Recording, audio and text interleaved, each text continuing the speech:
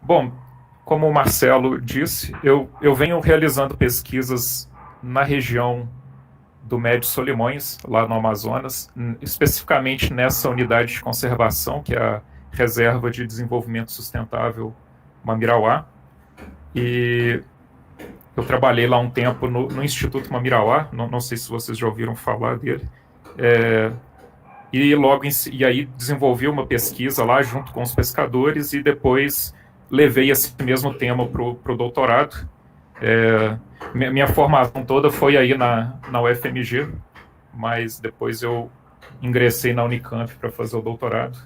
Então, eu acho legal também participar, porque eu tenho um carinho bem grande pela UFMG e tenho bastante saudade do tempo daí, que foi um tempo bem legal.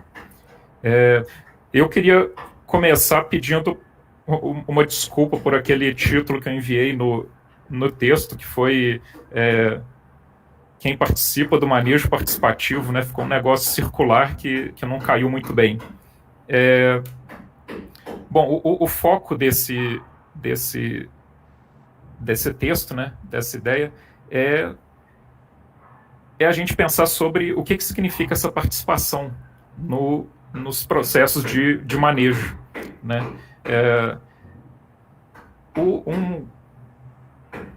Um processo de manejo, um projeto de manejo como esse do Pirarucu, quando a gente está falando em participação, a gente está falando sobre arranjos institucionais, né, que são orientados para o compartilhamento da responsabilidade na tomada de decisão sobre o uso de recursos naturais. Então, nesse sentido, fala-se sobre os modos de governar as ações humanas em relação ao mundo natural. Então, a gente tem legislações que regulam o extrativismo, né, regulam a caça, pesca, produção de resíduos, e eles estão focados, tem como objeto os recursos naturais, mas principalmente eles vão ser direcionados para as ações humanas. Então, o que eu queria tirar disso e trazer o que a gente reflete na antropologia é que os pressupostos que orientam essas políticas, eles partem de uma noção específica da divisão entre natureza e cultura. A natureza é um contínuo universal, objetivo, sobre o qual diferentes culturas têm perspectivas particulares, subjetivas. Então, nesse sentido, nós vivemos em um mundo que é um mundo natural, com, né, peixes, águas, montanhas, etc. E isso seria o que existe, né, de universal para todos, e, ao mesmo tempo, temos várias culturas particulares que entendem esse mundo de diferentes formas. Então, eu cito isso para tentar deslocar um pouquinho e pensar nesse modo como nós vemos o mundo, principalmente nós que somos da academia, trabalhamos com ciência, é uma visão em particular, né? Então eu vou tratar aqui dessa nossa visão sobre natureza e cultura como uma visão em particular. Povos indígenas e tradicionais têm outras noções sobre a divisão entre natureza e cultura. Principalmente povos indígenas e tradicionais amazônicos, que vai ser o caso de ser falado aqui, eles podem ser descritos como, seguindo os termos da antropóloga Manuela Carneiro da Cunha, eles podem ser descritos como detentores de práticas e cosmologias conservacionistas. Eles têm concepções de mundo em que um estilo lavoisieriano de pensar o mundo como no qual nada se perde, tudo se recicla, inclusive almas e espíritos. Então, para além do mundo material que nós vemos. Podemos pensar essas cosmologias como animistas, pois elas estendem atributos tipicamente humanos para os seres da natureza, como os animais, as plantas e possivelmente rios e montanhas. Os seres são concebidos, nessa concepção animista, como pessoas com as quais é possível estabelecer relações de reciprocidade, relações morais. Quando falamos sobre pessoas, estamos nos referindo à condição moral do ser, ou seja, estamos pensando em relações de respeito, ou de vingança, por exemplo. O que chamamos tabu, né, restrições de práticas, por exemplo, de determinados alimentos ou de determinadas ações, se baseia nessas concepções morais. E eu citei aqui o tabu porque eu sei que é uma categoria muito utilizada, principalmente na etnobiologia, né, e também pela antropologia, pela ecologia humana, para a gente se referir de modo geral a essas restrições culturais a determinadas práticas. Cosmologias animistas descrevem a separação entre natureza e cultura de modo oposto ao naturalismo. E aqui, naturalismo é o nome que a gente dá ao modo como nós mesmos vemos o universo, né, separado entre essa natureza objetiva e culturas particulares. Então, para o animismo, a cultura é o atributo universal, compartilhado por todos os seres, sejam eles humanos ou não. A natureza é o particular, é o que é variável de cada tipo de gente. Então, nós que somos pessoas humanas, vemos o mundo dessa maneira, como nós vivemos, e pessoas onça, por exemplo, pessoas pirarucu, ou pessoas, não sei, qualquer árvore, né, uma pessoa goiabeira vê o mundo, percebe o mundo do modo como o corpo dela permite. Eu posso explicar isso melhor depois. Bom, eu gostaria de refletir sobre as implicações dessas ideias sobre a conservação, a partir do que eu aprendi com os pescadores ribeirinhos que trabalham no manejo participativo do pirarucu. Eu tentarei aqui ampliar a noção de participação para pensar sobre os pirarucus como agentes do manejo, uma vez que eles são pessoas também. Meu argumento tem duas partes. O manejo participativo de pirarucus é um contexto de aliança entre os ribeirinhos, cientistas e gestores ambientais. Para funcionar, o manejo depende das práticas e conhecimentos de todos esses atores. A legislação ambiental, por exemplo, né, manejar a burocracia de liberação de cotas de pesca e tudo mais, são necessários estudos da ecologia de peixes e, principalmente, as habilidades e a presença dos pescadores nos lagos. E uma segunda parte seria constatada a cooperação de diferentes conjuntos de conhecimentos desses três atores, principalmente que eu citei, podemos entender que esses conhecimentos são relevantes para a conservação, para o funcionamento desse manejo. Se seguirmos os pescadores em suas relações com os peixes, o que eles falam sobre os peixes, ou como eles pescam esses peixes, veremos que os peixes têm inteligência, têm vontade própria. Como disse um pescador, que eu citei no texto, o pirarucu sabe que aqui é uma reserva. Os pressupostos que estão nessa frase são, primeiro, pirarucus são seres inteligentes, eles reconhecem as ações de outros seres humanos, por exemplo, a proteção de lagos pelos pescadores, né? Então, esse trabalho é baseado em pesquisa etnográfica. Então, eu realizei alguns períodos de pesquisa em campo com 2 grupos de pescadores, aqui na reserva Mamirauá, que é essa número 11, marcado com a bolinha vermelha. A número 4 aqui é a reserva de Amanã, que é a vizinha, né? Foi criada logo em seguida a Mamirauá. As duas são reservas de desenvolvimento sustentável, onde habitam várias comunidades ribeirinhas e indígenas. Essa aqui são os limites da reserva Mamirauá. Ela é uma unidade de conservação de uso sustentável, localizada na Amazônia Central, na região do Médio Solimões. Tem um território de 1.124.000 hectares e é inteiramente em ambiente de várzea. Então, a característica principal desse ambiente é a variação no nível da água, né, que pode chegar a mais de 10 metros entre um período de seca e um período de cheia.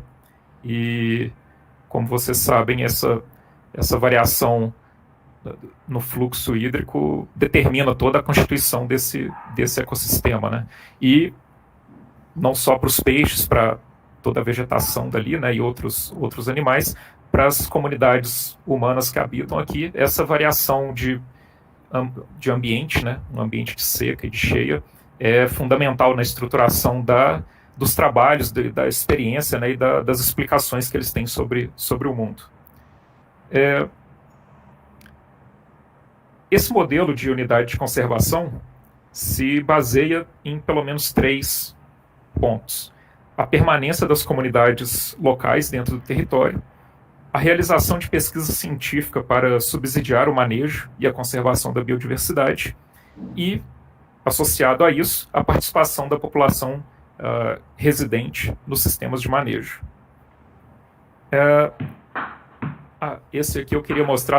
Então, marquei aqui em vermelho as 3 principais cidades que estão ao redor de Mamirauá, que é Maraã, Fonte Boa e Tefé. Tefé é a maior delas, que é onde tem um aeroporto, tem batalhão do Exército, né, toda uma infraestrutura. Tem a Universidade Estadual do Amazonas, Instituto Federal e o Instituto Mamirauá também. É de onde a gente parte para fazer o trabalho aqui nas unidades de conservação. Eu, particularmente, trabalhei aqui em Maraã, no Rio Japurá, acompanhando os pescadores da colônia de pescadores de Maraã. Então, são pescadores urbanos que vão para dentro da unidade de conservação fazer o manejo, né, proteger os lagos e pescar os peixes. Também acompanhei umas comunidades ribeirinhas em diferentes partes da reserva, a título de comparação, né, de ter um material para comparação. Esse mapa mostra uma área de conservação dessa colônia de pescadores de Maraã. Então, é uma área que fica em frente, muito próximo à cidade. Ela tem quase 100 mil hectares de área e são cerca de 75 lagos que eles cuidam aqui.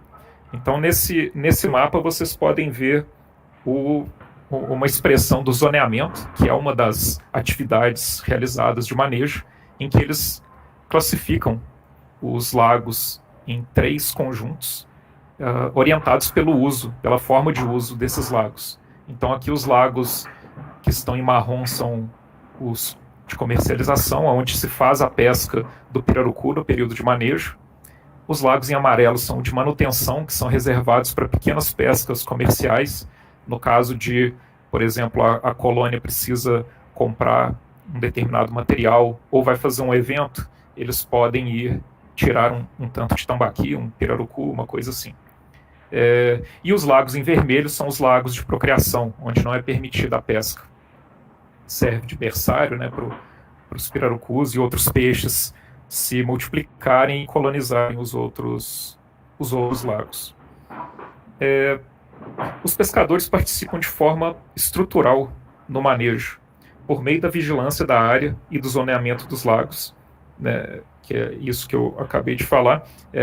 Então, principalmente essa atividade de vigilância, ela é constante. Durante todo o ano, equipes de proteção vigiam os lagos, né, passam pelos limites da reserva para poder evitar a entrada de invasores e garantir que aqueles lagos estão reservados para os peixes, né? Então, a ação dos pescadores pode ser entendida de modo indireto. Num primeiro ponto, né, quando eles decidem entrar para o manejo, a primeira ação é parar de pescar. Então, se a gente levar isso em consideração, é uma coisa que eles deixam de fazer e que tem efeitos práticos, né? Se você, ao invés de pescar, eles vão começar a guardar aquele lago e seguir determinadas regras para poder pescar no futuro. Enquanto cuidam da área de manejo, os pescadores monitoram as populações de pirarucu. Para isso, eles usam o método da contagem de pirarucus. Esse é o método que se baseia nas habilidades de pescadores experientes para identificar os pirarucus nos lagos. Os pirarucus são peixes ósseos, osteoglossiformes, que têm respiração aérea obrigatória. A sua bexiga natatória funciona como um pseudopulmão, poderíamos dizer, com um tecido bastante vascularizado que permite trocas gasosas. Suas guelras são secundárias e compõem também esse sistema respiratório duplo, né? Então tem uns pirarucus aqui para vocês verem. Esse desenho aqui é do naturalista Castelnau, que viajou pela Amazônia, né, e fez algumas descrições sobre o pirarucu. E aqui um pescador tirando ele da água.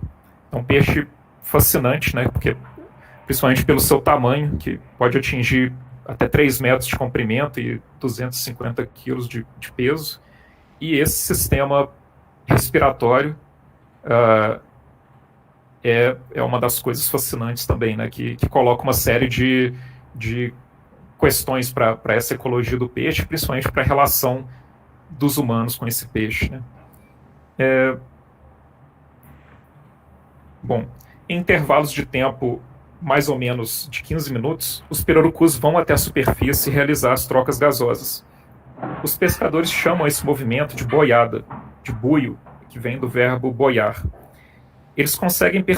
Os pescadores conseguem perceber detalhes pelos quais identificam e podem contar os indivíduos, como a cor e o tamanho do corpo, por exemplo. Então aqui nessa foto a gente não consegue ver o peixe, esse movimento é muito rápido, né? Coisa de menos de um segundo, e o pescador está atento, visualizando ali, pegando informações do que ele vê.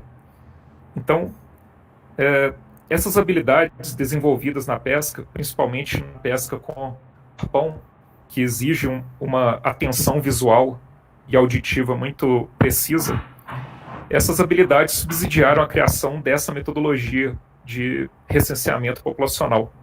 A partir dos resultados da contagem, é calculada a cota de pesca, que é uma cota anual que regula a extração de peixes. Então, com essa proteção da área de manejo e a contagem de pirarucu, eu quero fazer referência a essa participação estruturante dos pescadores nas atividades de manejo, né? Foi a partir desse método de contagem que pôde-se criar um protocolo para estabelecer cotas e para poder planejar essa pesca regulada, né?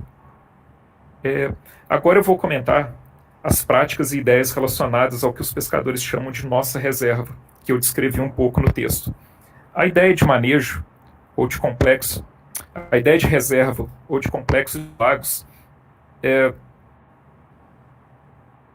Desculpa, estou seguindo um texto aqui para não me embolar e me embolei. A área de manejo, ou a área de lagos, né, como vocês viram naquele mapa, é chamada de reserva pelos pescadores. É interessante a gente notar que é uma área bem menor do que a unidade de conservação, que nós pensaríamos como reserva, né?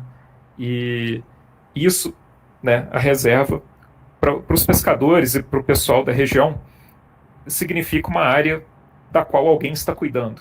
Então, não necessariamente dentro da unidade de conservação, pode ser o quintal da casa, ou pode ser uma área no meio da mata, né? Se tem alguém cuidando dali, ou seja, não tirando madeira, não caçando, né, fazendo algum tipo de cuidado, essa área passa a ser uma reserva. Então, é uma relação de cuidado que se estabelece com um espaço e com alguns seres da natureza, né, principalmente plantas e peixes, né? Animais de caça também. Esse é um termo, reserva, é um termo que se fixou no vocabulário da região, provavelmente com a chegada dos movimentos ambientalistas dos anos 70 e 80, ou também, possivelmente, pela legislação ambiental com o antigo IBDF, que tinha ações bastante duras, né, com populações rurais e com populações extrativistas. A reserva tem dono. Essa atividade de cuidar daquela área torna a pessoa, ou quem está cuidando, torna dono dela, em função do trabalho despendido. Dono é quem cuida. No caso do pirarucu, o cuidado consiste na vigilância dos lagos e fortemente em não pescar. Então, só de evitar a pesca, isso já é uma forma de cuidado, né, de atenção àquela área e aos peixes. Essa noção de posse, de dono, é bastante difundida no universo ribeirinho e diz respeito ao produto do trabalho de alguém. A posse, e aqui eu estou mostrando algumas fotos do que eles fazem da pesca, que eu acho que é a atividade mais simbólica para eles, né, que é o momento da captura do peixe, a posse não é necessariamente sobre um lugar. Uma pessoa planta uma roça de mandioca, por exemplo. A terra não é necessariamente dela. Contudo, ela teve o trabalho de limpar a capoeira, plantar, capinar. E ao final ela espera colher os frutos que são frutos do seu trabalho. Com o lago e os peixes acontece o seguinte: o grupo de pescadores para de pescar naquela área, como eu já citei. Eles passam a guardá-la, contam os peixes e esperam o momento da liberação da pesca, para tirar o peixe, que é produto do seu trabalho. O manejo torna os peixes produto do pescador, por duas vias. Uma pelo trabalho de preservação, como dizem, e outra pela pesca, que é o modo de apropriação de peixes. Por isso, é importante barrar invasores, pois os peixes que os invasores pescarem passam a ser produto do seu trabalho. Um trabalho, mesmo que ilegal, né, gera produtos. E essa é uma razão de disputa muito forte, né? Então, é mais difícil você conseguir negociar com invasores que já pescaram, que tem um peixe na canoa, do que com os invasores que vão pescar ainda. O momento da pesca no manejo, que acontece entre setembro e novembro, de acordo com a legislação pesqueira, né, é chamado pelos pescadores de despesca. Despescar é um verbo que pode significar colher peixes com rede, de viveiros ou currais, e também pode significar furtar. Na prática, os lagos de manejo funcionam como viveiros, onde os peixes são criados. São lagos diferentes de outros, onde os peixes não se criam, pois são retirados com frequência. Então a gente pode imaginar que um lago de manejo é um lago que fica fechado. Fechado no sentido de que não se deve acessá-lo para pescar. Então ele viraria um local de criação, né? E não de pesca, de extração. A despesca faz referência à rede também. As redes malhadeiras têm se tornado os apetrechos mais utilizados no manejo. O arpão é usado em associação a ela. Contudo, há regras para utilizar essas redes, como a definição de um tamanho mínimo para a malha e uma espessura ideal para o fio.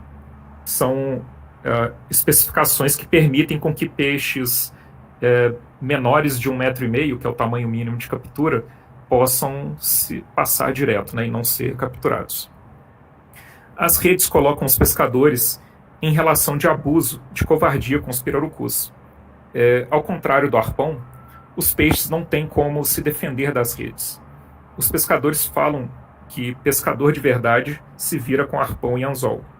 Então, existe essa diferenciação entre o uso de diferentes apetrechos, e a rede ela é vista com negatividade, né? Porque é um apetrecho que dá mais capacidade de captura para o pescador. Então e nem é ele que pesca, né? Porque existe uma concepção de que é a rede que está pescando. Você colocou o seu material para pescar, enquanto que o arpão depende substancialmente da sua habilidade de localizar o peixe e de capturá-lo. Então, a partir dessa ideia de que a rede coloca o pescador em uma condição de vantagem sobre o peixe, que é uma condição também injusta, em certo sentido, eu ligo ao segundo significado de despescar, que é a noção de furtar, né, que remete a um tema peculiar no universo amazônico. Os peixes, originalmente, não pertencem aos pescadores. Eles são produtos da natureza. O que os ribeirinhos chamam de natureza, podemos entender como um grande processo ecológico de produção da vida.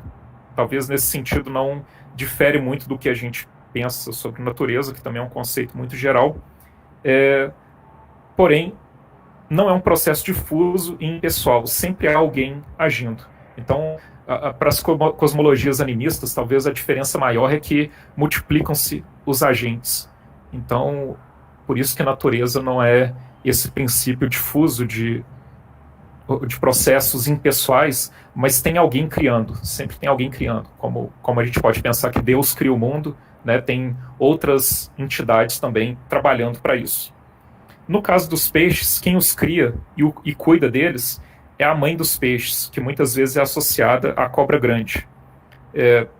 Percebam a relação de maternidade carregada de um sentido moral associada a seres da natureza, né, como a cobra, e aí nesse sentido também da sobrenatureza, né, porque essa cobra grande geralmente é pensada uma sucuriju muito grande, uma sucuri, né, mas ao mesmo tempo é um ser que ele existe, mas não existe, né, a gente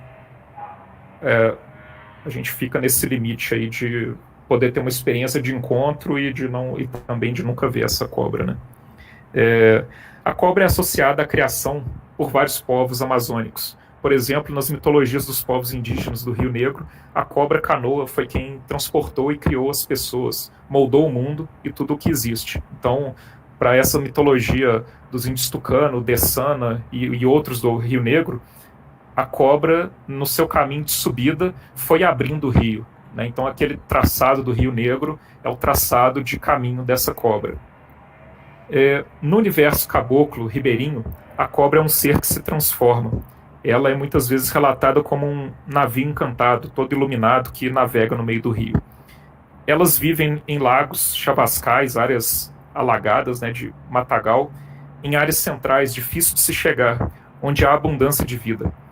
Se é incomodada e decide sair dali, ela vai abrindo a terra e criando rios.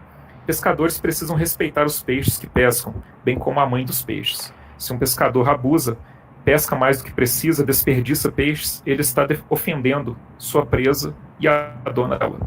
Essa ofensa pode ser punida com doenças e o pescador pode ficar panema. Panema é um estado de profunda falta de sorte que acomete o caçador ou pescador. Ele então fica incapaz de capturar qualquer presa.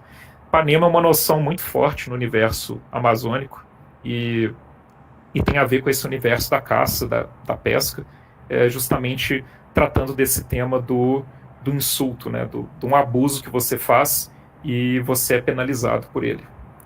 No manejo, o respeito às regras, a proteção dos lagos e as formas de pesca, por exemplo, o uso das redes de forma adequada, são entidades reguladoras que regem o respeito dos pescadores. Então, é a atenção a essas regras que garante o funcionamento do manejo, né, e garante a multiplicação dos peixes. É através da atenção dessas regras, né, de cuidado ao lago, que os peixes podem se multiplicar e ter peixe para pescar.